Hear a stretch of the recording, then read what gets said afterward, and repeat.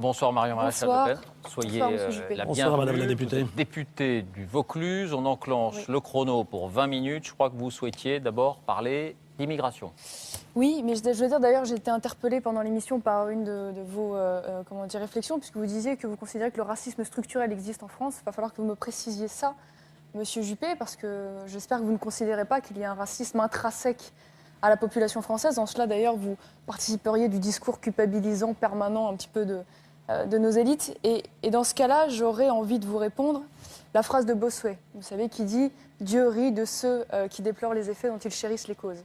Parce que la cause, je l'ai trouvée dans votre livre, entre autres, dans votre livre que j'ai lu, Les 12 travaux de l'opposition, votre contribution qui se veut herculéenne, donc, et dans laquelle vous précisez, vous sonnez le glas d'un concept qui est celui de l'assimilation, qui est un concept républicain par excellence. Vous dites qu'il est moralement et humainement critiquable, et en cela, vous préférez le terme intégration que vous définissez, d'ailleurs, je cite, comme l'accueil de ceux qui nous rejoignent. C'est quand même une définition assez sommaire, vous me l'accorderez. Vos exigences sont faibles.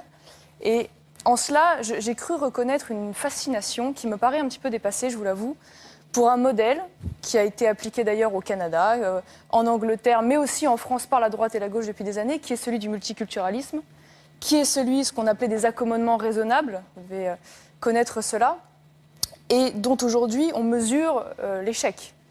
L'échec total. Monsieur Cameron lui-même en déplore les effets. Madame Merkel en 2010 a fait une grande déclaration également en disant que le multiculturalisme était un échec, puisque je vois que vous êtes un fervent admirateur de l'Allemagne et de Bordeaux. Et donc c'est vrai qu'en cela, je m'étonne de cette réflexion, car on mesure tous les jours ces échecs. On le voit avec le millier de Français partis faire le djihad en Syrie. Et je trouve assez irresponsable de s'en prendre comme cela pourtant un modèle qui a fait ses preuves et je crois qu'il est justement le meilleur moyen de lutter contre le racisme parce qu'il permet de se fondre dans une culture qui nous donne des choses en commun. Car je crois que... Alors, il vous répond peut-être. Bien sûr, mais je crois que l'égalité des droits ne suffit pas à créer un terreau commun et à permettre un vivre ensemble. Sur l'assimilation. Sur le racisme structurel, d'abord, un mot, c'est l'expression qui a été utilisée par la personne qui me questionnait. Oui, vous avez cautionné. Non, pas du tout, puisque j'ai dit que les Français n'étaient pas racistes. J'ai simplement dit qu'il existait du racisme en France. Et si on un racisme structurel. Si on l'estime structurel, parce qu'il est durable. Il est durable. Hein, au fil des années. Est-ce que d'ailleurs vous englobez le racisme anti-blanc dedans ? Au fil des années. Donc vous avez été vous-même victime ce soir, d'ailleurs. Toutes les formes de racisme, toutes les formes de discrimination. Vous, merci de me défendre. Absolument. Je suis très sensible. À votre service. Donc revenons là-dessus. Il y a des manifestations racistes en France. Il y a de l'antisémitisme en France, c'est vrai. Ça n'est pas structurel. Je reviens sur ce mot qui a été utilisé par la personne qui m'interrogeait. Mais ça existe. Alors maintenant, sur ce que j'ai appelé l'identité heureuse, je crois que vous m'avez mal compris ou que je me suis mal expliqué. C'est vrai que l'assimilation me paraît un mauvais concept. Qu'est-ce que ça veut dire, l'assimilation ? Qu'on demande à des gens qui viennent chez nous de rompre totalement avec leurs origines. À Rome fait comme les Romains. De tourner la page comme s'ils n'avaient pas des attaches ailleurs. Je crois que c'est impossible, parce que nous vivons dans un monde où, ne serait-ce que par Skype ou les réseaux sociaux, beaucoup de nouveaux arrivants vivent en permanence avec leur famille, qui est souvent restée au pays. Et je crois que ce n'est pas moralement acceptable, parce qu'on ne peut pas demander à des gens de renoncer à ce qu'ils ont été. Pour moi, la nation française, elle s'est constituée par des apports successifs.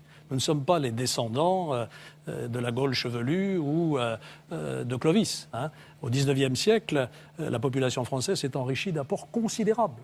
Et nos différences font de nos richesses. Et quand je parle d'identité heureuse, c'est d'abord ça. Respectons nos différences, ne les nions pas, mais, et c'est là qu'il y a une mauvaise compréhension, quand je parle d'intégration, il ne suffit pas de dire accueil des nouveaux arrivants. Vous dites non, pas du tout. Alors là, je vais vous dire, je connais mon texte. Intégrer, c'est l'accueil de ceux qui rejoignent. Intégrer, c'est accueillir. À quelles conditions, madame ? Je ne sais pas si c'est à vous de me le dire. Je veux bien, je vais vous le dire, si vous me permettez de le dire, parce que c'est moi qui ai écrit le texte. Voilà.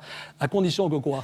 Que ces nouveaux arrivants, à côté du respect des différences, s'intègrent dans la nation française en acceptant le bien commun de la nation française. Et je dis très explicitement, l'histoire, même s'ils viennent d'ailleurs, Ils doivent connaître l'histoire de la France, la culture française, même s'ils sont d'une autre culture, ils doivent connaître la culture française, la langue française, qui est un puissant facteur d'identité nationale et de cohésion sociale. Donc vous voyez que je ne me contente pas de dire « soyez les bienvenus, venez, on vous accueille ». Je leur demande des efforts et cela s'est traduit dans une disposition législative qui a été faite sous le quinquennat de Nicolas Sarkozy, je crois, ou celui de Jacques Chirac, c'est le contrat d'accueil et d'intégration. Quand on arrive en France, on prend des engagements pour partager précisément ce bien commun de la nation française. Donc vous voyez que la différence que vous faites entre assimilation et intégration n'est pas du tout ce que j'ai en tête, et je réfute le modèle communautariste. J'ai vécu au Canada. Oui, mais je veux bien. J'ai pas mon texte sous les yeux, donc je pourrais. Si vous me le donnez, je vais vous trouver les bonnes citations. Je vais vous donner les bonnes. Je ne l'ai pas appris par cœur. Pour ne rien vous citer.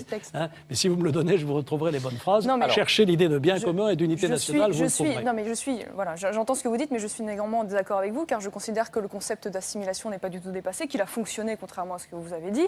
Il a fonctionné d'ailleurs en particulier d'ailleurs sur cette immigration du 19e siècle dont vous parlez, cette immigration également du 20e. Vous avez raison, la France a eu des apports successifs, néanmoins nous nous basons sur un peuple qui est un peuple millénaire, quoi qu'on en dise, qui a peu bougé durant ce millénaire et qui a quand même une structure de base qui est porteur d'une culture, d'une histoire, et vous le dites vous-même, qu'il ne faut pas seulement savoir. Moi, j'ai envie que ces nouveaux immigrés qui arrivent sur le territoire français ne se contentent pas simplement de réciter l'histoire de France, mais qu'ils la rejoignent. Et je crois qu'au contraire, même si ça n'empêche pas d'avoir, un attachement, un sentiment d'attachement à l'égard de ses origines, je crois qu'il est quand même nécessaire pour justement se défaire totalement du handicap que peuvent être les origines, je l'entends, de se fondre dans la communauté nationale, d'abandonner une partie de sa culture, c'est vrai, pour se fondre dans la culture française, dans ses rites, dans ses traditions, dans ses mœurs. Alors c'est vrai, c'est une violence, vous avez raison, c'est une difficulté, c'est un sacrifice énorme, mais je crois que la France apporte beaucoup de droits en particulier, beaucoup d'avantages. Et je crois que la moindre des choses, lorsque l'on est invité à venir vivre chez quelqu'un, c'est de respecter les règles. Et je crois très honnêtement que le concept que vous défendez, malheureusement, conduit, et je le vois au niveau de ma génération, à ce que deux jeunesses aujourd'hui se regardent en chien de faïence. Alors c'est vrai, nous avons les mêmes droits, nous sommes égaux juridiquement, mais est-ce que ça suffit? Je crois qu'on a besoin de partager autre chose que cela. Et très honnêtement, je suis étonnée. Et je réfute d'ailleurs un autre argument que vous avancez, ou en tout cas de façon subliminale dans votre livre. Vous dites oui, moi j'ai jamais appris le Coran à l'école, je crois que c'est la méconnaissance collective. Vous l'avez jamais lu à l'école? J'ai pas dit appris. Lu. Mon objectif n'était pas de l'apprendre. C'est vrai, lu à l'école, ça aurait été difficile. Lu à l'école, et je crois que c'est la méconnaissance collective qui en gros entraîne la peur de l'islam. Vous savez, moi, j'ai jamais lu non plus la Torah ou les textes hindouistes ou shintoïstes à l'école, et c'est pas pour autant qu'il y a une méfiance à l'égard de cela. Je crois qu'au contraire, ce qui peut créer la méfiance ou la critique, ce sont les revendications politico-religieuses. C'est cela et uniquement cela, c'est pas la méconnaissance globale. Et très honnêtement, je pense qu'en faisant ce type de discours, vous encouragez les gens non seulement à rester dans leur culture, à ne pas renier leurs origines, mais donc de ce fait-là, à faire avancer sur le territoire français les revendications de culture, de rites, de traditions dans la sphère publique française. Donc je pense que c'est assez irresponsable. Et en cela, j'aimerais que vous m'éclairiez. Et notamment peut-être sur ce point précis. Je trouve que votre analyse est très nuancée, mais qu'elle se termine par un mot très fort, qui est celui d'irresponsable. Moi, je n'aime pas le mot fusion. Je ne demande pas aux nouveaux arrivants de se fondre. Quand on se fond, on disparaît, par définition. Je leur demande de s'intégrer, ce qui est sensiblement différent. Tenez, on vous donne votre propre texte. Si vous voulez vous dire. Il faut que je mette mes lunettes et que je le lise. Je ne sais pas si on a le temps. Je suis sûr de moi, je suis sûr que je parle du bien commun constitué par l'histoire, la culture et la langue. Ça, je n'ai aucune hésitation sur ce que j'ai écrit. Alors, quand vous me dites fusion, il faut aussi parler clair, parce que il y a des choses là qui aujourd'hui sont extraordinairement sensibles. Est-ce que vous souhaitez, par exemple, que ceux qui arrivent de l'extérieur, et ils continueront à arriver, j'espère qu'on pourrait parler d'une politique responsable d'immigration. Nous allons en parler juste après. L'immigration zéro, ça n'existe pas. Donc il faut contrôler les flux migratoires, et j'ai quelques propositions fortes à faire. J'ai vu ça. Il y aura des nouveaux arrivants. Est-ce qu'on va leur demander de renoncer à leur religion? C'est une question que je vous pose. Est-ce qu'on va demander... Comment ça Moi, n'a rien à non. voir? Si, vous Ça venez n'a de me rien à dire voir. qu'il faut se fondre dans la culture Absolument, et dans la d'accord. France. Est-ce qu'on va Moi, je vous demander parle aux de la nouveaux sphère publique, arrivants monsieur. de renoncer Je vous parle- ah non, je vous sur parle de la sphère Sur la publique. sphère publique, tout le monde est d'accord. personne- Tout le monde est d'accord. Ah vous, bah me non. vous me parlez de Ah bah non. culture, vous me parlez Tout de le monde langue, n'est vous pas me parlez d'accord. d'histoire. C'est Tout pas le la monde n'est sphère pas publique, d'accord. c'est la sphère intime, celle-là. Donc vous Non, me moi, je dites vous que parle vous de la ne sphère demandez publique. pas Que les gens- l'abandon de la religion, dont acte, très bien, c'est parfait. Moi, je vous rejoins quand vous me dites aussi que c'est la méconnaissance qui engendre la peur. Et quand je dis qu'il faut parler à l'école des différentes religions, hein, du Coran, de la Bible, de la religion chrétienne, naturellement, et d'autres religions, c'est simplement pour lutter contre cette méconnaissance qui est génératrice de peur et de fractures. Et puis, un dernier point sur les religions, là, je suis aussi tout à fait clair. La laïcité, qui est pour moi un principe absolument fondamental de la République, au même titre que la liberté, l'égalité, Parce que la votre parti fraternité. a démontré les la années à venir. laïcité. La laïcité, ça veut dire quoi? Ça ne veut pas dire la guerre contre les religions, ça veut dire la liberté de religion à une condition, c'est que les religions respectent les lois de la République. Quand je vais à la synagogue, j'y étais il n'y a pas très longtemps encore pour la fête du Nouvel An juif, il y a une très belle synagogue à Bordeaux, ça commence comment? Ça commence par la prière pour la République française. Hein, parce que la religion juive a toujours reconnu la loi de la République et le partage entre le temporel et le spirituel. Il faut que l'islam accepte aussi cette conception de la laïcité, et je crois que beaucoup de musulmans sont prêts à le faire. Le problème, c'est que tout ça, avance ce sont- peut-être, Marie-Marie bien sûr, mais ce sont des mots. Ce qui est Ah malheureux, non, c'est pas des mots, vous non, avez c'est fait des d'ailleurs. exigences. On pourrait parler justement de cette mosquée de Bordeaux. Je ne tomberai pas dans la caricature. Je me suis bien renseignée, mais vous avez fait des déclarations publiques à plusieurs reprises dans lesquelles vous disiez que vous financeriez la partie culturelle justement de cette mosquée qui, je crois, va comporter une école coranique, un centre de formation des imams. Bref, vous savez pertinemment que c'est justement le biais utilisé par les maires de manière générale de dire je finance le culturel dans une structure qui est fondue justement avec le cultuel pour contourner la loi de 1905. Moi, Je l'ai pris. Pardon, je ne vais pas vous interrompre. Excusez-moi, mais je trouve ça éminemment critiquable. Et quand vous me dites vous êtes attaché à la laïcité, j'ai du mal à le comprendre. Je le comprends d'autant moins que vous vous êtes opposé à l'interdiction de la loi sur la burqa, au prétexte que ça stigmatiserait. Ah si, vous vous êtes opposé à cette loi. Vous avez dit que ça stigmatiserait les musulmans.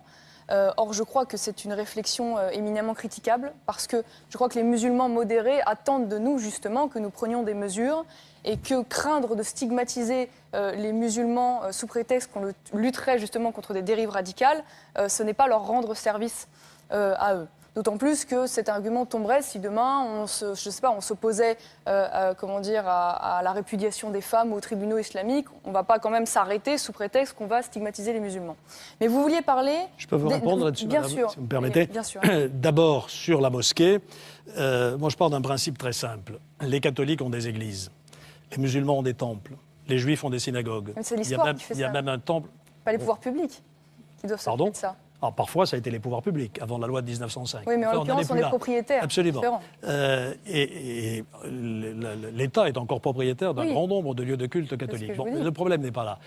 Il y a même un temple bouddhiste à Bordeaux. Il est normal que les musulmans aient un lieu de culte. On ne peut pas à la fois leur interdire de prier dans la rue et Mais leur refuser des lieux de qu'ils culte. aient un lieu de culte, pas de Donc, problème, mais qu'ils le je suis financent. heureux de vous entendre dire, parce que ce n'est pas ce que Qu'ils disent le vos amis financent. à Bordeaux, qui sans doute vous ont renseigné sur ce qui s'y passe. Ce n'est pas ce qu'ils disent. Eux, ils militent contre le principe même d'une mosquée. Donc je suis heureux d'entendre Mosquée dire de ce soir 3500 places, que les avec musulmans... école coranique, Vous appartenez peut-être à la et centre de tendance la formation plus des imams. moderne, sans doute, du Front National. C'est normal. Et je m'en réjouis. En revanche, je n'ai pris aucun engagement Non, vous savez, il y sur a le pas de financement contradiction. d'activités culturelles. Voilà. Le voile et la burqa. Alors, je peux vous le citez-moi une... citation de ma part dans laquelle je me suis inscrit contre l'interdiction de la burqa. Alors ça, vraiment, je n'en ai aucun écoutez, dans souvenir. ce C'est cas-là, peut-être une aberration qui m'est arrivée. J'ai je toujours m'excuse, soutenu j'ai cru l'idée comprendre. que le port d'un voile intégral sur l'espace public était inacceptable. Vous étiez Et je vous favorable à cette rappelle- loi, Alain Et je vous rappelle même, C'est ça oui, bien sûr, et je vous rappelle même que sur le Je vous voile, réponds. quand il y a eu la commission qui a étudié ce problème, il y a déjà un certain nombre d'années, j'ai planché devant la commission et j'ai pris position tout à fait on va dire, favorable pour l'interdiction des signes religieux ostentatoires à l'école. Donc là-dessus, vous me faites un faux procès. hein. Très On bien. avance Alors, un peu, juste- peut-être, oui, bien sûr, Marie-Marie. je reviens juste 2 petites secondes et juste après on parle de la Il politique reste d'immigration. 5 grosses minutes. Je me dépêche. Simplement, sur l'histoire il y a des églises, il y a une synagogue, donc en gros, les musulmans ont le droit d'avoir leur mosquée. On est d'accord sur le fait qu'un lieu de culte, justement, relève de la sphère privée, c'est une religion privée, donc c'est aux croyants de financer leur lieu de culte, mais je crois que c'est une conception, pour le coup, dévoyée de l'égalitarisme. C'est-à-dire que d'une certaine manière, ce serait au pouvoir public de mettre à égalité toute religion et d'essayer de rattraper un espèce de retard historique de l'islam et donc de subventionner, même de façon indirecte, pour que justement tout le monde soit au même niveau. Je pense que c'est une conception totalement biaisée de la laïcité et pour moi qui fait de l'égalitarisme. Je continue simplement sur la politique d'immigration. Vous dites des choses intéressantes là-dedans. À quelques reprises, vous dites qu'il est nécessaire, justement, la réussite de la politique d'intégration dépend de l'ampleur des mouvements de population et de notre capacité à les maîtriser. À plusieurs reprises, vous expliquez qu'il est important justement d'avoir une politique d'immigration, de la réguler, de la contrôler. En cela, vous faites donc l'apologie des frontières, d'une certaine manière, la nécessité en tout cas de maintenir des frontières humaines et de les contrôler. Et dans le même temps, je ne comprends pas. Vous allez même jusqu'à dire d'ailleurs que vous êtes pour l'importation du système canadien de quotas en fonction des besoins du pays. Et juste après, vous dites, mais il ne faut surtout pas remettre en cause l'espace Schengen parce que c'est un apport. Et j'ai un peu de mal à comprendre parce que dans ce cas-là, ça voudrait dire qu'il faudrait faire des quotas européens, ce qui est un non-sens absolu, puisqu'évidemment les besoins des pays sont totalement différents. Et dans le même temps, vous savez que les immigrants qui arrivent sur le territoire ne restent pas dans le pays d'accueil. On le voit en France, nous sommes les grands champions du tourisme migratoire en Europe, puisque bien évidemment les droits accordés, vous parlez de l'AME, que vous voulez supprimer, mais qui pourtant n'avait jamais été... Non, je n'ai pas dit ça. Supprimé. Non, j'ai dit remettre dommage, en situation d'égalité les étrangers et les Français. Quel dommage, vous me décevez justement pour le coup. Donc, mais c'est plus cohérent avec ce qu'a fait le gouvernement auquel vous apparteniez. Et donc voilà, j'aimerais que vous m'expliquiez, vous m'éclairiez là-dessus, parce que je ne vois pas comment dans le même temps on peut appeler justement une politique migratoire régulée et faire justement défendre l'espace Schengen tel que vous le faites. Dans les 4 minutes qui restent, si vous me laissez un peu de temps, je voudrais vous dire les 5 ou 6 propositions que je fais sur la politique d'immigration. Je partirai d'un constat, l'immigration zéro, ça n'existe pas. Je me suis reporté sur le site du Front National où il y a des tas de propositions, comme par exemple donner la parole au public dans la production des œuvres culturelles. Ça, c'est une proposition qui me fait... C'est un autre sujet, là. C'est hors sujet, mais c'est pour vous dire que je suis allé sur le site. C'est quand même assez curieux. On va faire des jurys populaires sur la création artistique. Je referme la parenthèse. Sur l'immigration, premièrement, il faut une détermination totale pour lutter contre l'immigration clandestine, qui est un fléau. Pour le pays d'accueil. Ça, c'est un mot. Non, c'est pas un mot du tout. Et donc, il faut remettre Schengen en situation de contrôler les frontières extérieures. Et il n'y a aucune contradiction dans mon propos. Schengen, c'est 2 choses. C'est l'abolition des frontières entre les pays européens, et ça, il faut le maintenir. C'est une chance formidable pour nos jeunes qui peuvent aller étudier un peu partout sans passer la douane. Travailleurs détachés, c'est une chance formidable. C'est aussi une chance formidable pour nos entrepreneurs, c'est aussi une chance formidable pour les touristes. Il faut laisser cette liberté de circulation, et l'affaire des travailleurs détaché n'a rien à voir avec la liberté de circulation, ça a à voir avec la législation du travail. C'est tout à fait différent. Vous savez très bien comment utiliser l'immigration dans ce pays, monsieur. Mais Schengen ne marche pas sur le contrôle extérieur des frontières, et donc il faut être beaucoup plus exigeant pour que les pays Schengen respectent leurs obligations, en particulier la coopération policière et judiciaire, l'alimentation du système d'information Schengen, et je propose même de doubler les moyens de Frontex, qui est chargé du contrôle aux frontières. Nous n'avons pas de véritable corps de garde-frontières aux frontières.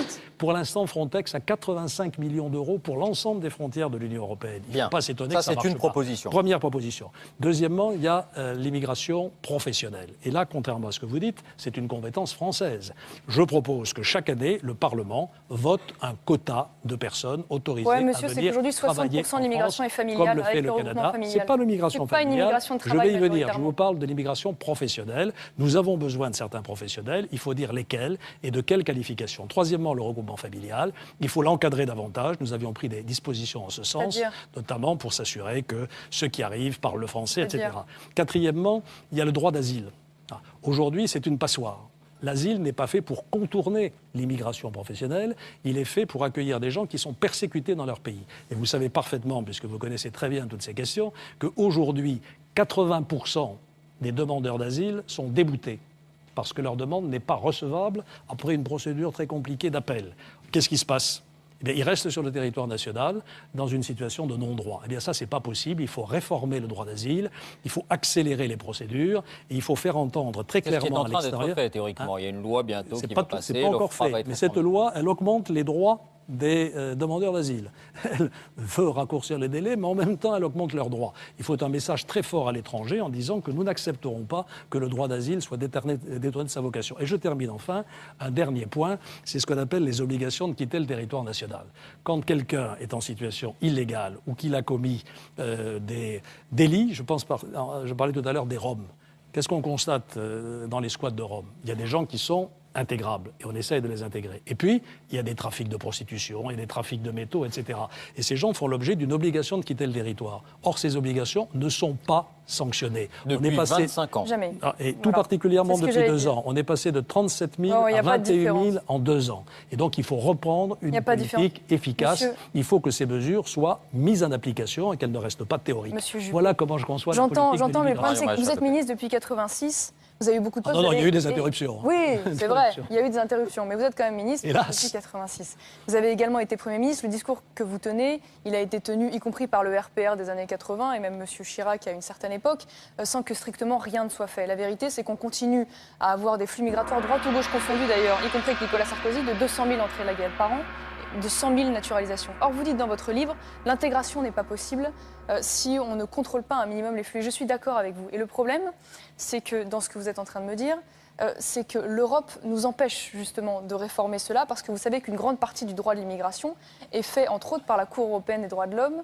et par la Cour de justice de l'Union européenne, qui sont d'application directe en droit interne parce que vous, justement, avez signé les traités qui font qu'aujourd'hui nous ne sommes plus souverains dans ce domaine-là. Donc j'entends ce que vous dites, mais malheureusement je crains que ça ne reste que des mots parce que votre famille politique et votre parcours personnel a malheureusement démontré l'inverse. Eh bien, Ce sera la dernière réponse. tentons le coup. Si je suis président de la République, je vous convaincrai que je ferai ce que j'ai dit. Merci Marion Maréchal Le Pen. Moi j'ai une question précise qui concerne le Front National, Alain Juppé. Jean-Pierre Raffarin a dit récemment si on se trouvait devant un deuxième tour à la présidentielle ou dans une législative qui opposait un candidat du Parti Socialiste et un candidat du Front National, je voterai pour le candidat du Parti Socialiste. Est-ce que c'est votre cas?